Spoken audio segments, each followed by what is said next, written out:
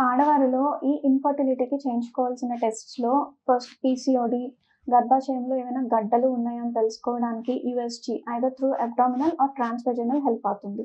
And tubal patency చూడడానికి hysteroscopy, hysterosalpingography లాంటివి help అవుతాయి. అలాగే ఫాలిక్యులర్ స్టడీ అండ్ ఇంకా ఏఎంహెచ్ యాంటీ ముల్లేరియన్ హార్మోన్ కూడా టెస్ట్ చేయించుకోవాలి. And other hormones like estrogen, progesterone కూడా ఎవాల్యుయేట్ చేసుకోవాలి.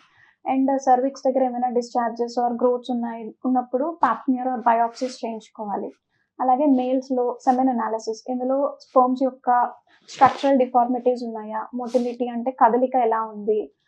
ఇంకా సెమెన్‌లో ఉండే పీహెచ్ ఇంకా protein content and sperms activeness ఎంత ఉంది? ఇవన్నీ తెలుస్తాయి. బట్ ఇన్‌ఫర్టిలిటీ టెస్ట్ చేయించుకునేటప్పుడు ప్రాబ్లమ్ ఎవరిలో ఉందా అని చూడడానికి తప్పనిసరిగా ఇద్దరూ టెస్ట్ చేయించుకొని వీలైనంత త్వరగా ట్రీట్మెంట్ తీసుకుంటే మంచిది. దీనికి నేచురల్ ఆయుర్వేదిక్ ట్రీట్మెంట్ కావాలి అంటే స్టార్ ఆయుర్వేదాన్ని అప్రోచ్ అవ్వండి.